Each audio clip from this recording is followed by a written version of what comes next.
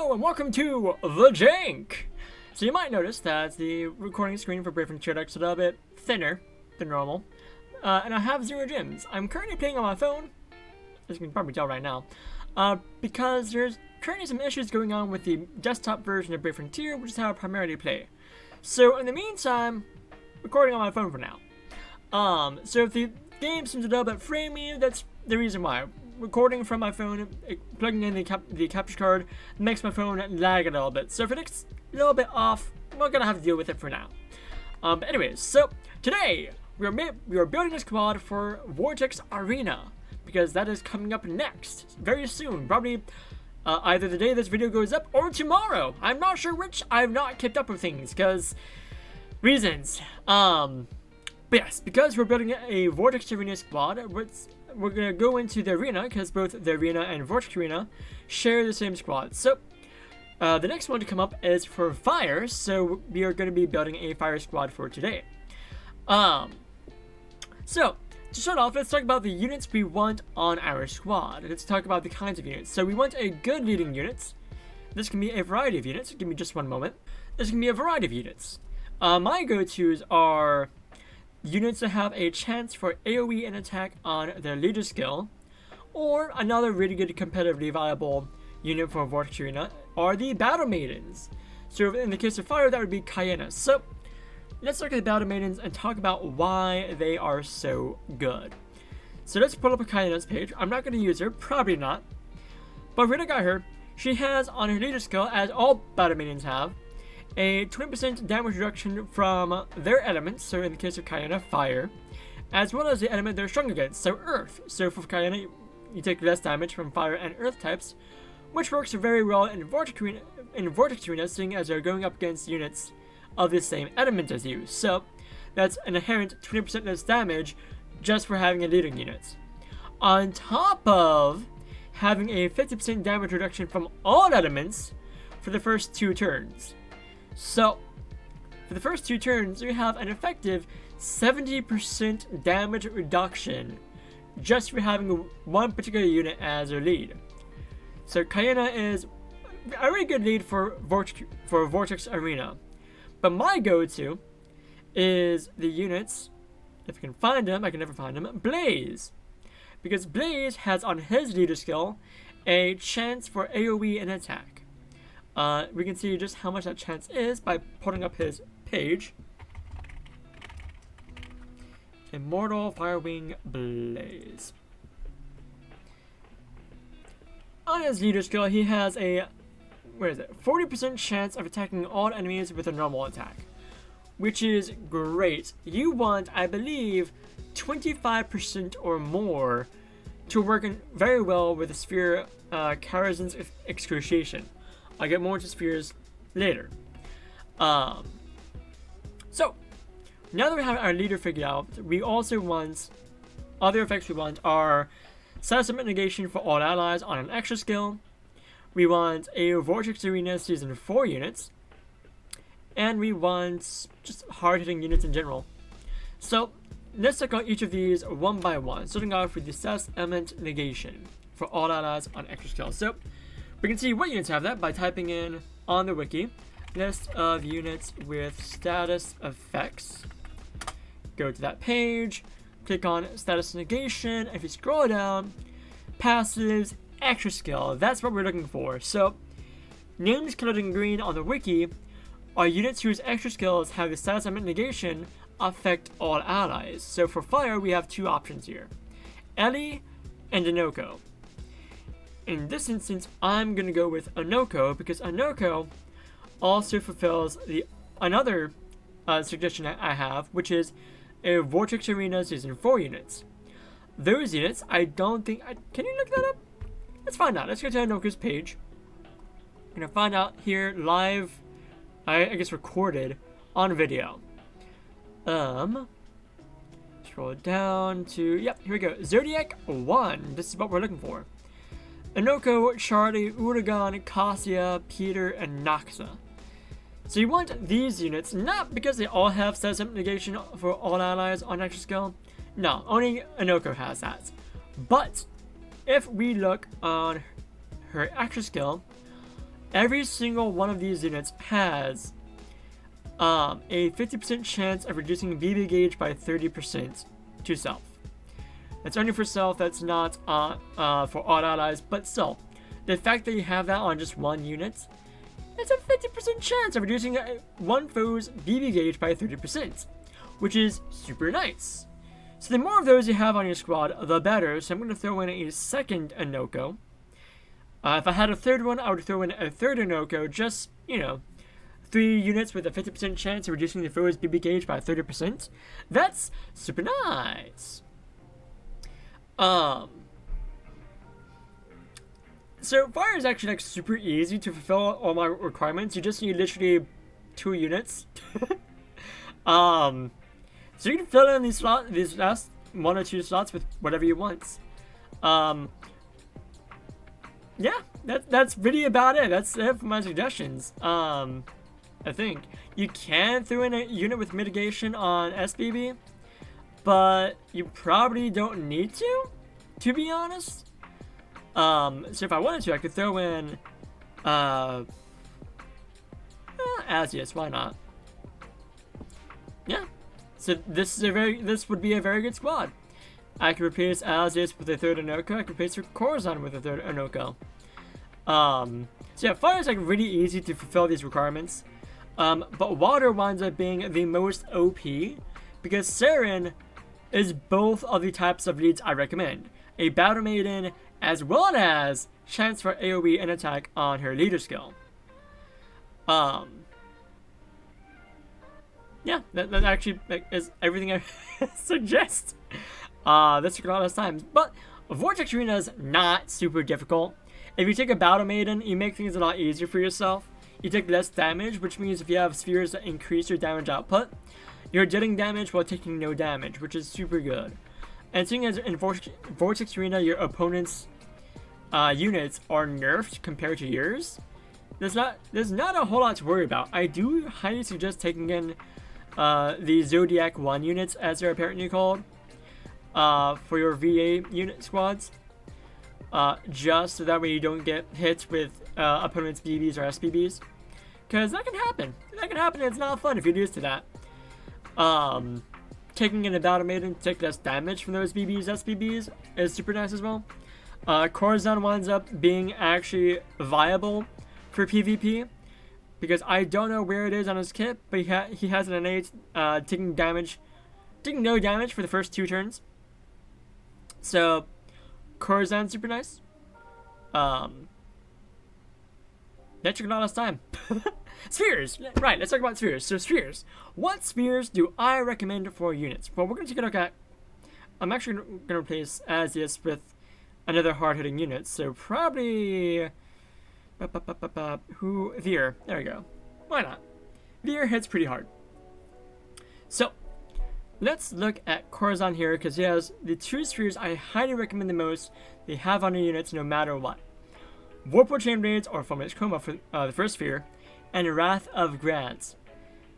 If you have Vorpal Chainblades or Formless Chroma, as well as Wrath of Grants, you are using a deadly combination. What do? You can tap on the things. Vorpal Chainblades has, well, let's just go through their pages. So, Vorpal Chainblades. A booster attack, which is really nice for a Vortex Arena, means you're gonna hit even harder. Boost to spark damage. Spark, you're not gonna spark as much.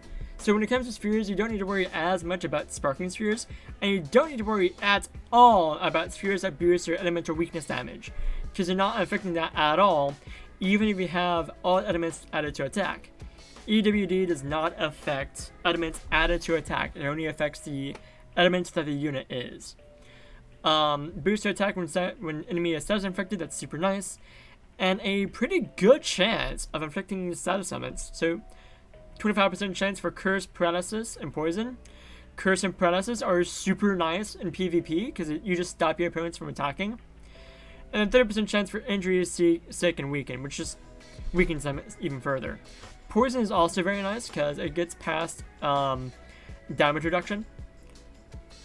So does DOT, so if you want to run a unit with damage on turn. List of units with DOT effects. So you can see what units have DOT on their kits and what part of the kit. If you just follow this guide. So your BBS, BB, UBB, then add it to BBS, BB, UBB, or enhances it. So for fire, Ryan's really good. Mariano is not Mariano here. He only has it on UBB. No, that's SBB. Never mind. So Mariano is pretty good. Uki's really good. Fang, Yamori, Corazon gets it through enhancements. So yeah, you can see like a bunch of units that have DOT. DOT is also really good for bypassing mitigation effects. So if you're going up against an enemy who has Cayena as a lead, one of these units will help get past their DOT or their mitigation. Yes, Vortex Arena. Don't know how I got on that tangent about DOT. Poison, right? And Rathrogrants. Let's check that really quick. I'm just gonna do that on the wiki. Wrath of Grants.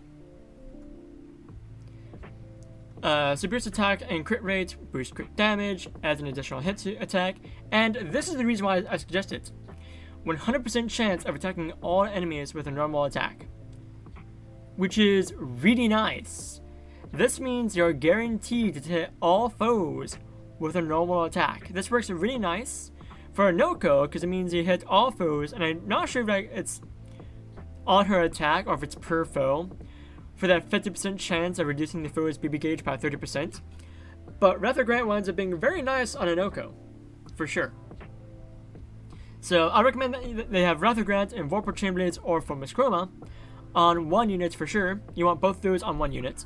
And as for the rest, well, spheres that boost crit damage are super nice, and critical hit rate, work out very nice for Vortex Arena because you're not worrying about spark damage as much, you're not worrying about image damage at all. You're just working pretty much on crit damage and just the attack stat as is. So Elgriffs and spheres that boost those wind up being super nice. I believe all of my units already have spheres on them because this is the second take. So for Noko, because I'm running Blaze, who has a 40% chance for AoE and attack, I have Karazhan's Excruciation and Obrim. Karazhan's Excruciation, we're going to check out that chance on the wiki, just so you guys can see it all blown up.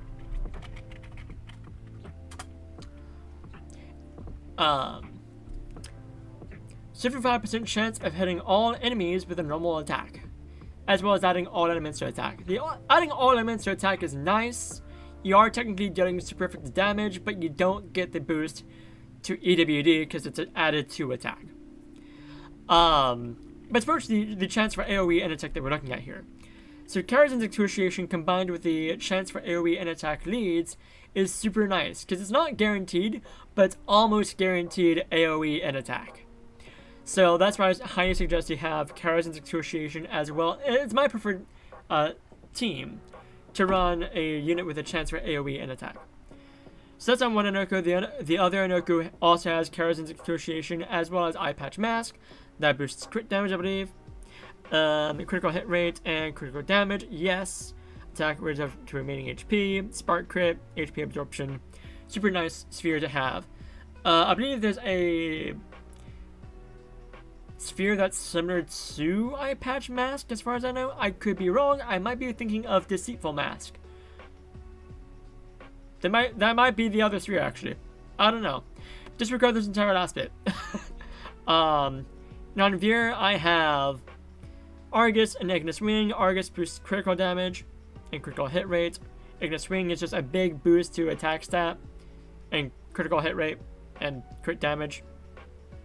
Veer's gonna hit like a truck. So yeah, critical spheres work very nice. So you can also go, if you want to play the more defensive game, spheres that have KO negation. So I believe we can go to list of items with Angel Idol effects. That's KO negation. And all of these spheres will give you the effects you are looking for. Chance KO negation. So these are guaranteed KO negation at HP thresholds. These are chance carry resistance, so it gives you the proc chance, or Yggdrasil Edict is a super obnoxious sphere. The honors are really good, Orphera. The Season 4 Tier 2 spheres are pretty nice. Brands are just weaker versions of the honors, and these bits are the weaker versions of these. So yeah, you can just go through here, see what spheres are good. Conditional Angel Idol carry resistance, so yeah, you have lots of options here. Lots of options. Yeah, that's pretty much it. So the Chaos Negation spheres work a little bit better if you're running Battle Maidens. So part of the reason why I did not talk about which units, why I did not look up what units have a chance for AoE and attack, or chance for normal attack to hit all foes, is because as far as I know, there's not a page for that on the wiki. So just some units that I go to off the top of my head for each element. For fire, I know that Blaze has it, and Blaze is in the 80% summon pool. For water, Sarian's like the top tier unit for that, because she is a Battle Maiden, so you get both chance for AoE and attack, as well as the Battle Maiden's 70% damage reduction for the first 2 turns, and then 20% after that. For Earth, we have Ophiuchus. I know for a fact that she has it. There are probably other units for Earth, I don't know, but Ophiuchus is in the 80% pool as well, so you can get her. For Thunder, we have Uki and Fizz. Uki is in the 6% pool. She's in the post-Osiris seasonal units for some reason. And Fizz is an old Japan unit, who I still recommend. She's still really good. She does have that chance for AoE and attack on Yggdrasil. For Light, we have, I think it's pretty much just Quentin and Quinn as far as I know, who is in the 80% pool. And for Dark, we have Ciarda as far as I know, also in the 80% pool. So, yeah, that's about it. So as a recap, you want a good leading unit, either a Battle Maiden or a unit with a chance for AoE and attack. You want to have a hard-hitting unit, a unit with status negation for all allies on their extra skill, and a Vortex Arena Season 4 unit, or as many as you can, so up to 3, on your squad.